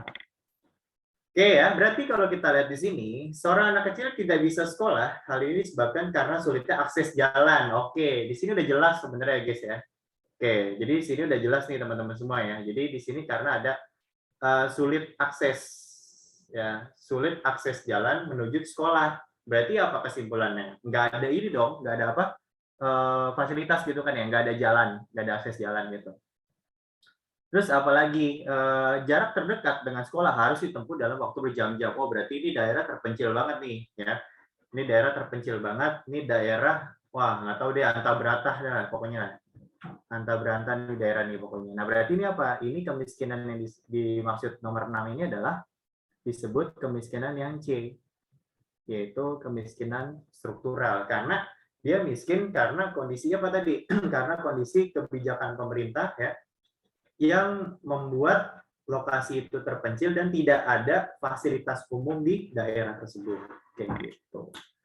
Oke, jadi itu perbedaannya ya, absolut, relatif, struktural, sama kultural. Ada yang mau ditanyain nggak teman-teman? Silakan kalau ada yang mau ditanyakan boleh.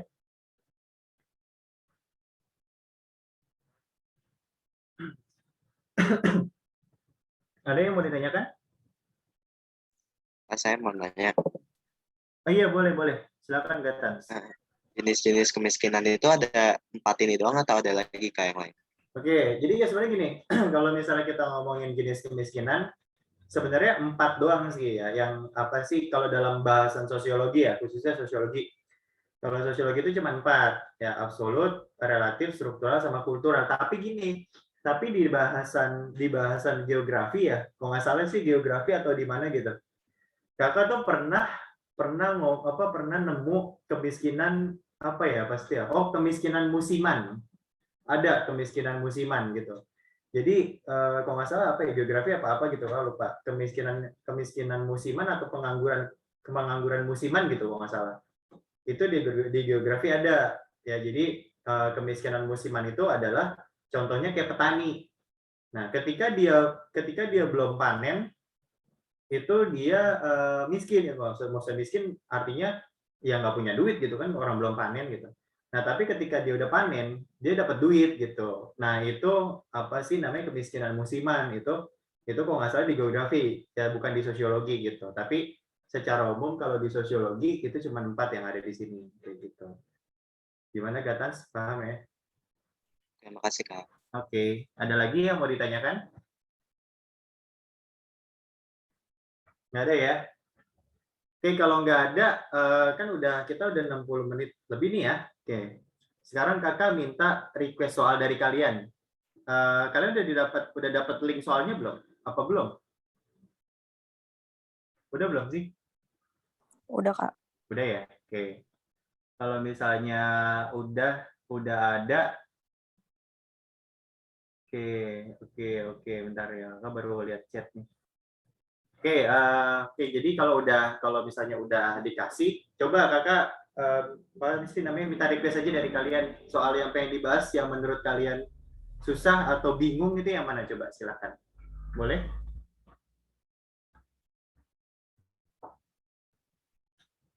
Coba dicek dulu ya. Nomor 54, Kak. Berapa? Nomor berapa? 54 54. yang SBMPTN 2017. Oke, bentar ya. 54 itu nomor berapa ya? Kakak cek dulu ya satu-satu ya. Bentar. Karena di sini nomornya beda nih. Ya. Itu depannya apa? Kata-kata depannya apa? Kekuatan sosiologi, Kak. Oke, oke. Iya, itu emang susah sih. Oke, bentar ya. Oh, ini ya. Berarti di sini ini nomor 14 di kakak ya. Oke, ya kita bahas yang ini dulu nih. Di kamu ini nomor berapa tadi? Nomor 54. Oke, teman-teman semua kita bahas nomor 54 ya. Nomor 54 di sini soalnya adalah kekuatan sosiologi tidak hanya mengubah kekuatan individu, nah, tetapi juga mengubah masyarakat dan melihat masalah individu dalam konteks sosial. Oke. Hal ini merupakan cara berpikir apa nih gitu. Ya, ini nomor 14 itu sebenarnya teori. Ya, nomor 14 ini sebenarnya teori, teman-teman ya. Jadi intinya ya, di sini ada istilah apa sih? Oh nih, mengubah masyarakat gitu kan, melihat masalah individu ya dalam konteks sosial. Nah, jadi intinya apa? Intinya untuk nomor 14, masalah pribadi itu berubah jadi masalah sosial.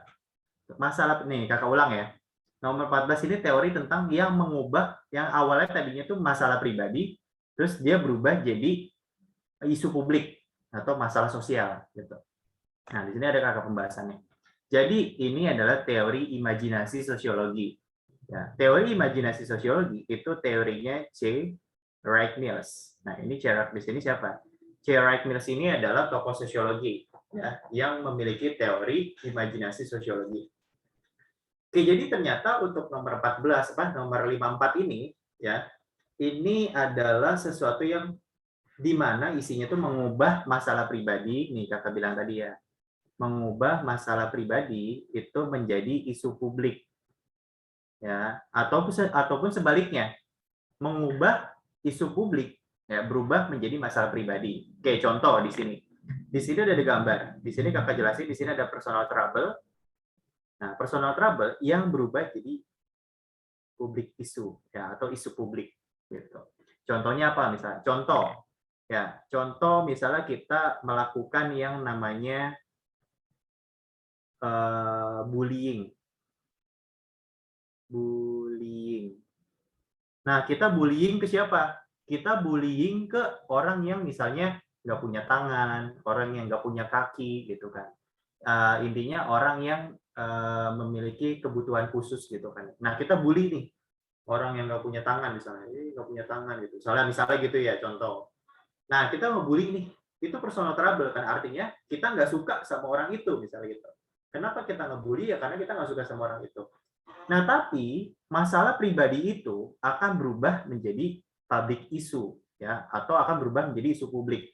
Nah, isu publiknya apa di sini ya? Isu publiknya ini akan berubah menjadi diskriminasi. Nah, jadi itu disebut teori imajinasi sosiologi, yang mana tadinya masalah pribadi itu berubah menjadi isu publik. Gitu. Yang awalnya kita ngebully orang yang tadi nggak punya tangan, nggak punya kaki gitu kan ya, orang yang apa sih sebutannya apa sih namanya, disabilitas ya, orang disabilitas gitu kan. Nah, terus dia ketika dibully itu akan berubah ya. Kalau kata C. Wright Mills itu akan berubah menjadi isu bersama yang mana disebut diskriminasi kayak gitu. Contoh lagi misalnya contoh personal trouble yang berubah jadi isu publik apa misalnya? Misalnya contoh misalnya seorang keluarga kecil ya itu memiliki seorang anak ya, memiliki suami, istri dan anak satu gitu. Kemudian istri dan suaminya itu berantem hingga akhirnya bercerai gitu.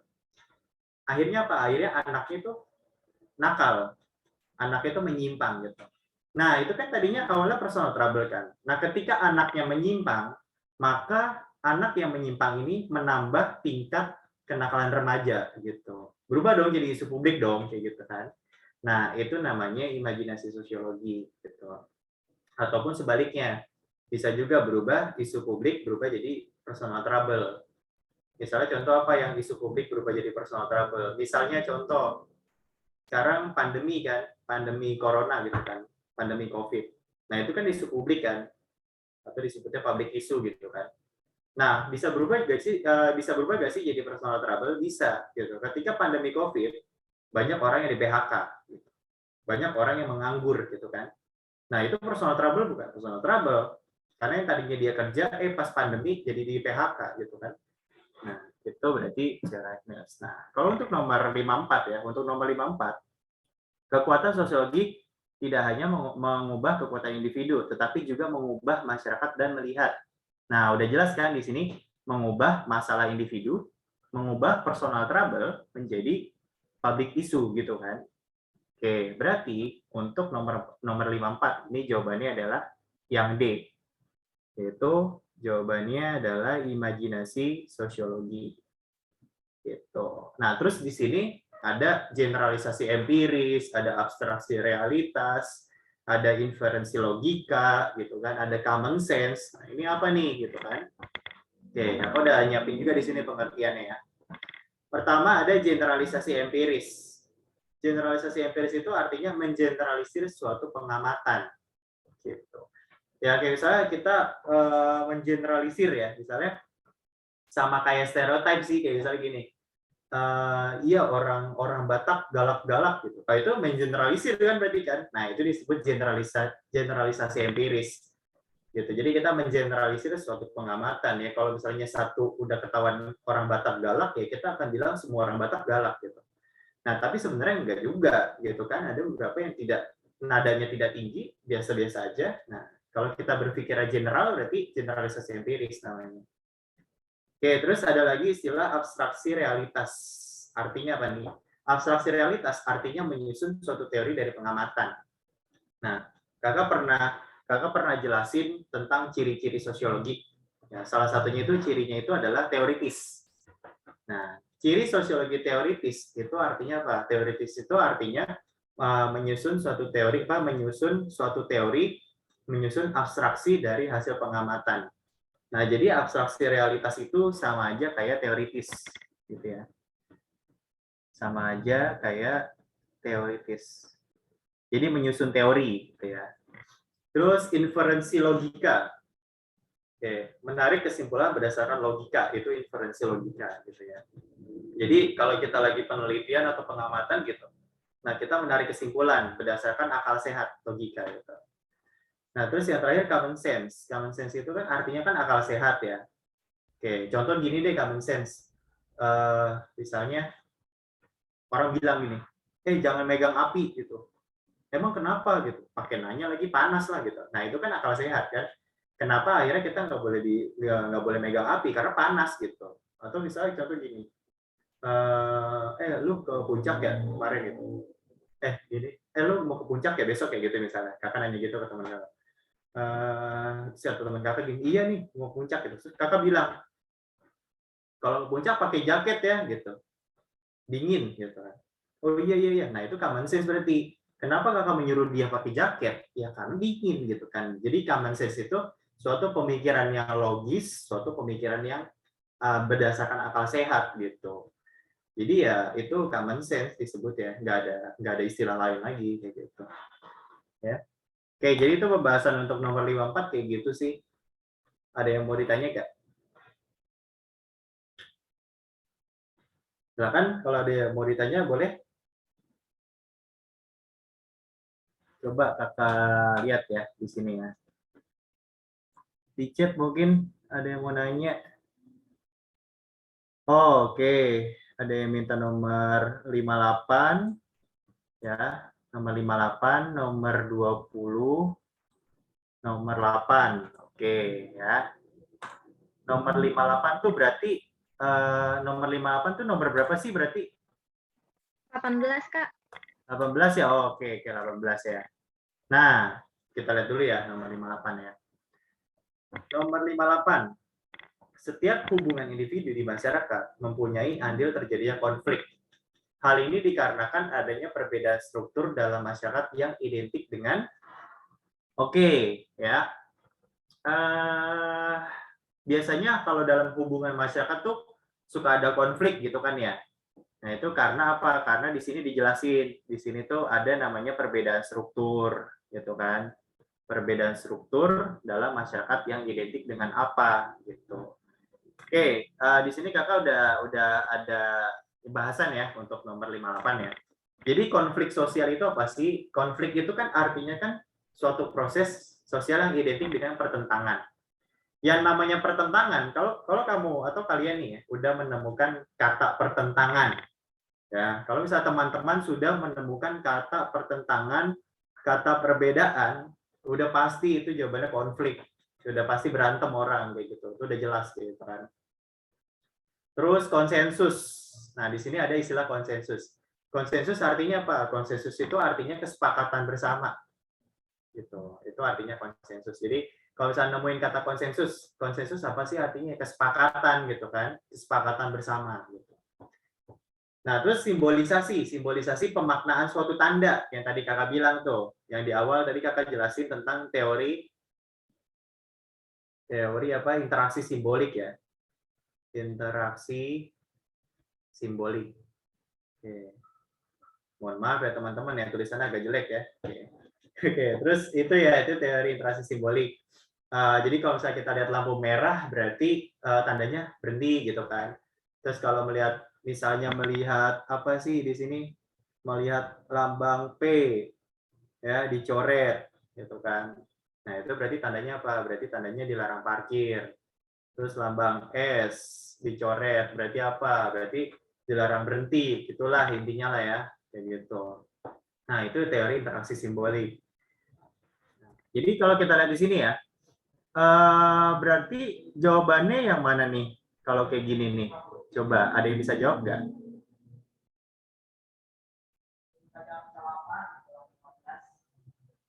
Ada yang bisa jawab nggak? Kan di sini kan udah jelas ya. Di sini ada konflik, gitu kan?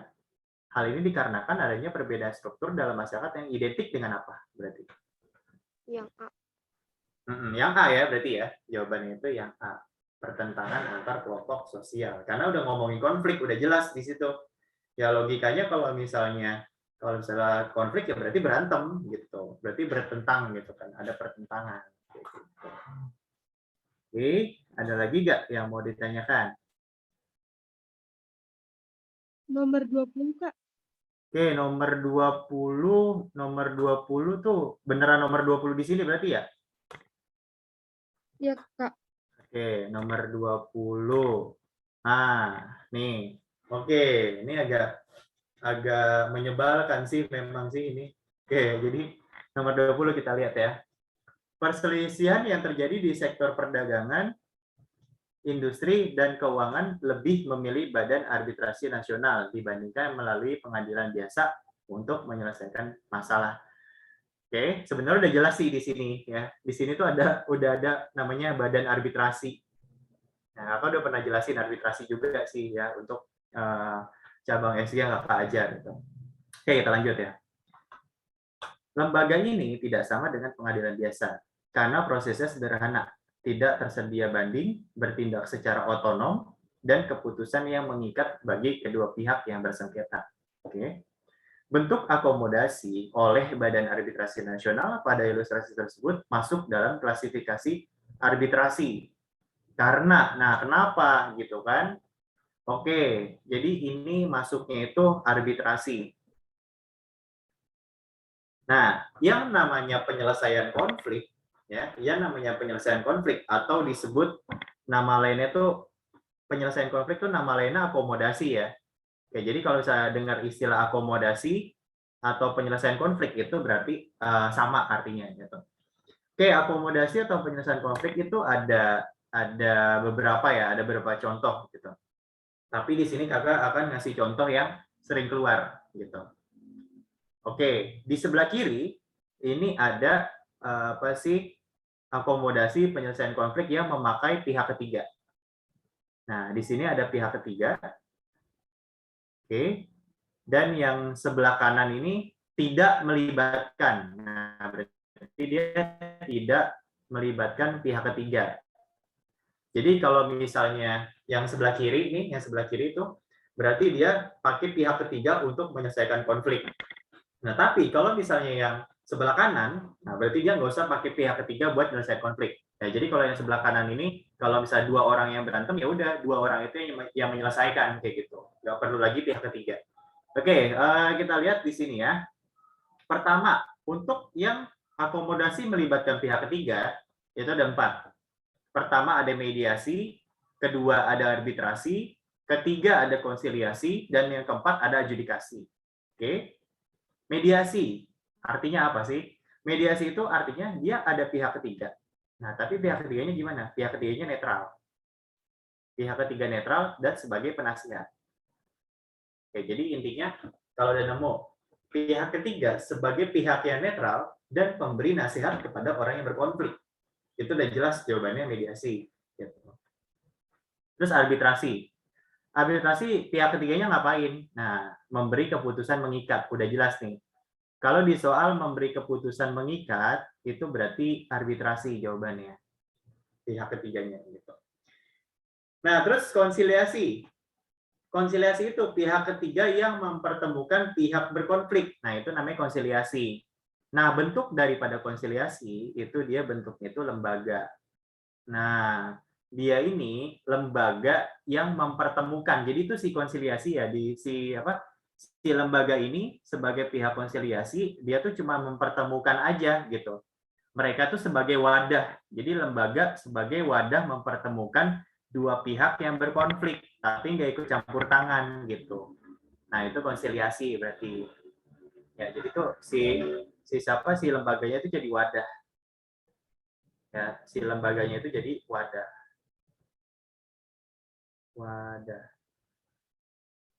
Kayak gitu ya. Nah, terus apa lagi? Adjudikasi. Adjudikasi udah jelas ya. Adjudikasi itu artinya pengadilan. Ya, jadi pengadilan misalnya ada hakim, terus udah gitu misalnya gini di soal penyelesaian konflik diselesaikan di meja hijau. Nah, itu udah jelas itu adjudikasi berarti. Kayak gitu. Oke. Terus itu yang melibatkan pihak ketiga ya. Ada lagi yang tidak melibatkan ketiga. Nah, berarti 2 orang yang berkonflik, 2 orang itu yang menyelesaikan. Oke. Pertama ada namanya kompromi. Kompromi itu artinya apa? Kompromi itu artinya saling mengurangi tuntutan. Jadi 2 orang yang berkonflik, mereka tuh saling mengurangi tuntutan. Gitu ya. Terus yang kedua toleransi. Toleransi itu ribut 2 orang saling menghargai akhirnya gitu. Terus subjugation. Subjugation itu artinya pihak berkuasa menekan pihak lemah. Subjugation itu biasanya bentuk pemerintah kepada rakyatnya gitu. Itu subjugation. Jadi gimana caranya supaya nurut nih gitu ya. Itu namanya subjugation kalau dalam penyelesaian konflik. Terus ada lagi stalemate. Stalemate itu artinya kejenuhan pihak berkonflik. Nah, jadi kedua pihak berkonflik, terus abis itu lama-lama jenuh. Ayolah, ngapain sih gue konflik gitu kan? Ngapain sih konflik mulu, berantem mulu? Nah, itu namanya stalemate. Akhirnya apa? Akhirnya konfliknya reda sendiri gitu. Jadi sama-sama capek berkonflik. Oke, terus ada lagi yang terakhir koersi. Koersi itu dengan cara kekerasan. Jadi 2 pihak berkonflik, yang satu nonjokin gitu kan, yang satu mukulin. Ya udah, clear masalah gitu kan, karena dia akan jerak. Karena dia takut nggak mau berurusan lagi sama orang ini. Itu cara koersi berarti. Oke, begitu ya. Jadi untuk nomor 20 ya. Karena di sini udah jelas arbitrasi. Ya, arbitrasi berarti jawabannya yang mana? Yang A kita lihat. Tingkat permusuhan sudah berada pada titik jenuh. Oke. Yang A ini apa nih? Yang A ini stalemate. Ya, stalemate. Terus yang B, pihak ketiga berusaha mempertemukan pihak. Oke, ini konsiliasi ya. Ini berarti konsiliasi. Terus yang C, pihak yang kuat dan berkuasa berusaha menekan pihak lemah. Oke, berarti ini subjugation.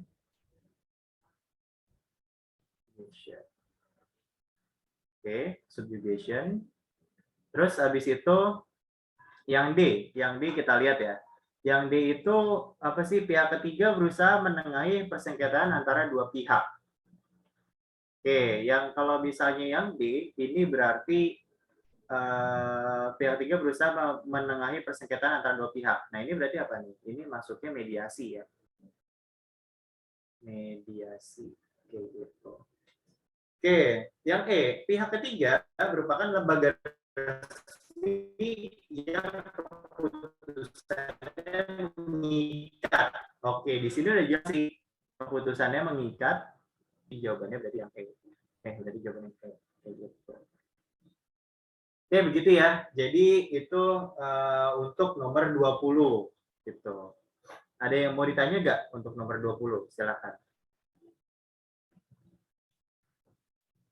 Ada yang mau ditanya? Boleh? Boleh banget nih. Mau nanya nih, mumpung masih ada waktu nih.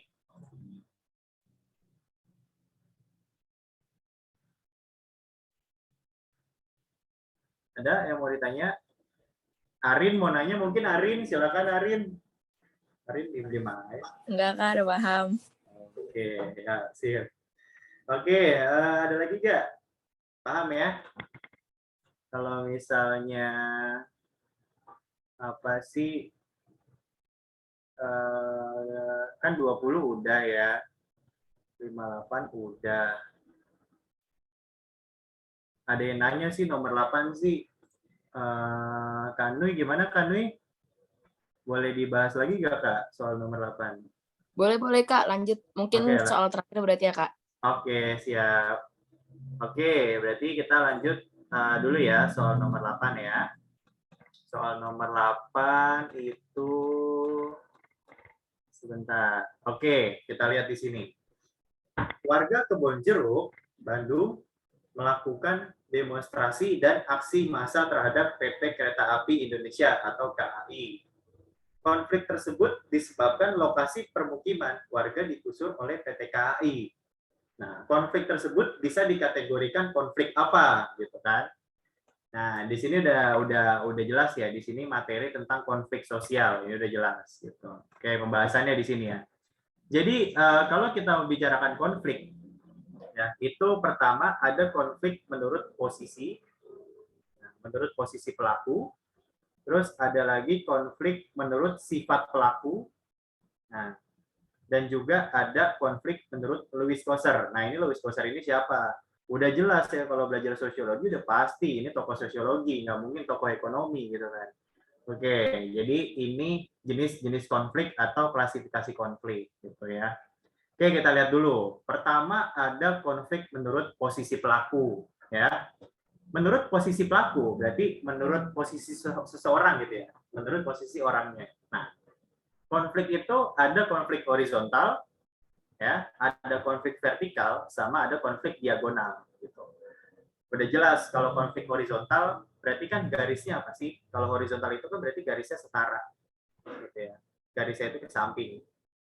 Nah, kalau misalnya konflik vertikal, berarti dia posisinya itu atas bawah, gitu. Nah, kalau konflik horizontal itu contohnya misalnya konflik antara agama, antar ras, antar budaya gitu. Ya, yang contoh-contohnya itu termasuk dalam struktur diferensiasi. Ya, konflik antar agama, misalnya agama Islam sama agama Buddha gitu. Nah, itu berarti horizontal. Terus misalnya konflik antara buruh dengan buruh. Nah, itu berarti horizontal. Terus habis itu konflik antara masyarakat dengan masyarakat. Nah, berarti itu horizontal, gitu kan? Nah, sedangkan beda sama vertikal. Vertikal itu adalah konflik yang posisinya itu atas dan bawah. Misalnya contoh antara pemilik modal dan buruh, gitu kan? Antara kaum borjuis dan proletar, gitu kan? Terus misalnya lagi yang atas bawah itu misalnya pemerintah, ya pemerintah sama masyarakat. Nah, itu berarti konflik vertikal, gitu. Guru dengan murid, nah itu berarti konflik vertikal, gitu kan? Nah, jadi itu perbedaan antara horizontal dan vertikal. Nah, terus kalau diagonal nih apa nih? Oke, kalau misalnya konflik diagonal, berarti konfliknya itu udah konflik atas bawah, juga konflik kanan kiri gitu. Nah, ini biasanya kalau konflik diagonal itu terjadi dalam suatu organisasi biasanya ya. Suatu organisasi. Nah, misalnya apa? Misalnya nih, contoh. Suatu organisasi itu kan biasanya ada ketua, ya kan? Ada ketua, ada wakil, ada bendahara, ada sekretaris, gitu, ada anggota, gitu. Nah, satu organisasi itu berantem. Nah, berarti kan gak karuan kan? Dia bisa berantem sama yang ketuanya, ya bisa juga berantem sama sesama anggota. Nah, namanya diagonal pasti yang pastinya itu udah konflik horizontal, ada juga konflik vertikal. Nah, itu disebut posisi diagonal berarti. Oke, terus itu menurut posisi pelaku ya. Nah, ada juga konflik berdasarkan sifat pelaku. Oke, sifat pelaku konflik ada konflik terbuka sama konflik tertutup. Kalau misalnya konflik terbuka, berarti apa artinya? Konflik yang semua orang tuh tahu, gitu. Semua orang tahu, semua orang itu mengetahui, menyadari, gitu. Nah, sedangkan kalau konflik tertutup itu hanya diketahui oleh pihak yang berkonflik. Nah, contohnya apa? Contohnya tuh konflik keluarga. Nah, konflik keluarga itu biasanya hanya diketahui oleh keluarga tersebut. Itu nggak mungkin tersebar ke masyarakat luas. Nah, terus kalau tersebar ke masyarakat luas berarti gimana? Ya berarti jadi konflik terbuka, kayak gitu, ya. Tuh, terus kemudian yang ketiga ada konflik menurut Lewis Coser. Nah, Lewis Coser ini adalah tokoh sosiologi yang membicarakan tentang konflik juga, gitu ya. Menurut Lewis Coser ada dua konflik. Pertama ada konflik realistik dan yang kedua ada konflik non realistik. Oke. Konflik realistik itu apa? Konflik yang akibat kekecewaan masyarakat. Nah, jadi masyarakat kecewa, masyarakat kesel gitu kan ya. Masyarakat itu apa sih namanya? Benci misalnya gitu kan, benci sama pemerintah misalnya gitu. Nah, itu dia disebut konflik realistik. Konflik realistik itu artinya juga secara langsung gitu ya. Contohnya itu apa? Contohnya itu demo, ya, terus kerusuhan. Nah, itu berarti disebut konflik realistik. Nah, sedangkan kalau konflik non realistik, ya, itu dia apa? Konflik yang tujuannya untuk meredakan konflik gitu. Jadi tujuannya untuk meredakan gitu. Aneh gitu ya.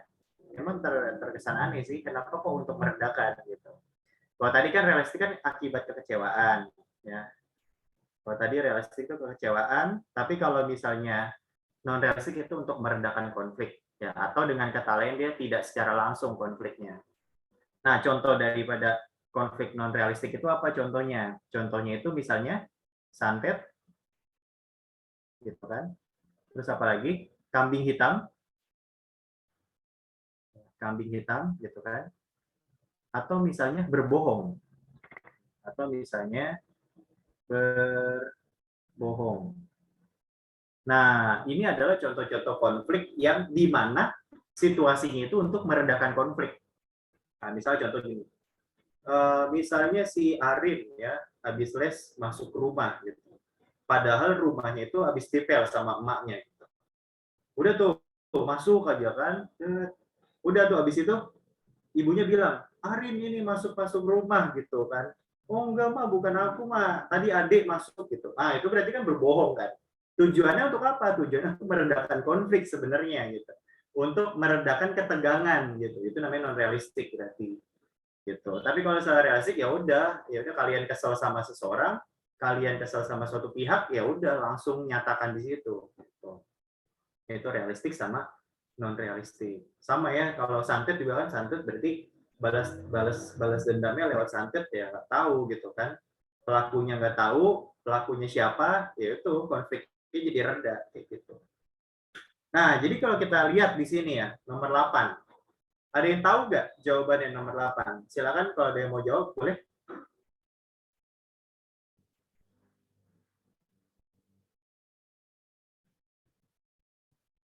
Vertikal terbuka bukan sih, Kak? Iya, benar. Vertikal terbuka ya. Jawaban itu vertikal terbuka. Kenapa? Di sini kan masyarakat ya. Masyarakat atau massa itu demo ya. Si masyarakatnya demo kan. Masyarakat itu si masanya itu berarti siapa? Masanya itu berarti si masyarakatnya. Ya. Terus PT Kereta Api Indonesia KAI itu siapa? Itu pemerintah kan? Karena apa sih? Karena KAI itu dia punya pemerintah kan, milik pemerintah gitu.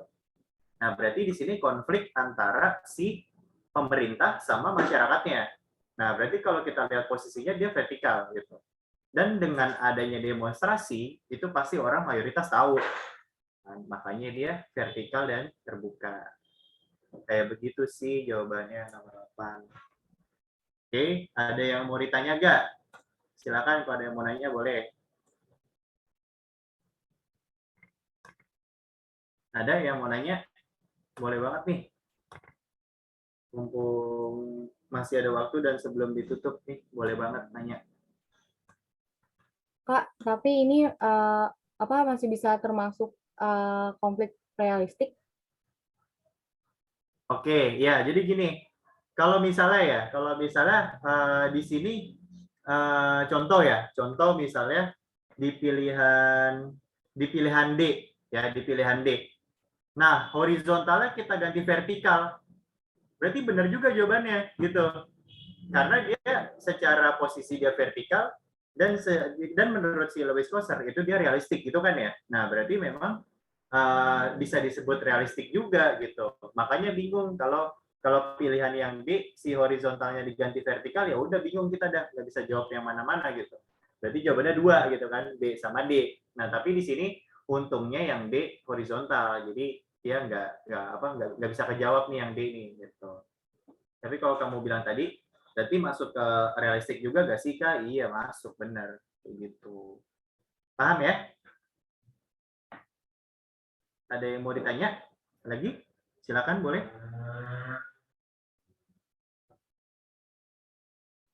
Oke, nggak ada ya. Kalau misalnya nggak ada, gimana kan Dwi? Apakah sudah cukup kan Dwi? Iya, sudah Kak. Oke, cukup ya. Oke, teman-teman semua, terima kasih banyak atas ketersediaan waktunya hari ini. Mohon maaf kalau misalnya ada kendala dan segala macamnya ya. Mungkin ini yang kita bisa sampaikan, yang Kakak sampaikan untuk pembahasan soal TO3 sosiologi. Kalau misalnya kalian masih penasaran ya, mungkin bisa nanti konsultasi dengan tentor tercinta kalian yang ada di cabang. Tentor terfavorit kalian yang ada di cabang, silakan boleh saja ya minta waktunya dengan kakak-kakak yang ada di SG. Oke, terima kasih banyak. Mohon maaf bila kakak ada salah-salah kata. Assalamualaikum warahmatullahi wabarakatuh. Kakak kembalikan ke Kak Nui ya. Oke, waalaikumsalam warahmatullahi wabarakatuh. Oke, makasih Kak Yusuf, Kak Soy. Oke, semuanya terima kasih juga sudah antusias dari awal sampai akhir. Kakak sebagai moderator udah nemenin kalian dari hari pertama, waktu kuantitatif, kemudian bareng sama Kak Vidya, kemudian sekarang sama Kak Soy. Nah, emang paling enak kalau belajar sosiologi itu diskusi gitu ya, panjang lebar, jadi pembahasannya tuh lebar kemana-mana gitu. Nah, jadi bener kata Kak Soy tadi, kalau misalkan ada yang mau bahas total, bisa langsung datang ke cabangnya masing-masing dan langsung ngobrol sama favorit kalian. Tolong isi ya, kita bisa baca evaluasi dari kalian dan bisa menjadi pembelajaran untuk agenda-agenda selanjutnya. Kalau gitu ini adalah rangkaian terakhir untuk pembahasan TO3. Kita lihat nanti mungkin ada agenda-agenda lainnya. Untuk itu kakak tutup, sampai jumpa di agenda selanjutnya. Dadah, wassalamualaikum warahmatullahi wabarakatuh. Terima kasih, Kak. Sama-sama.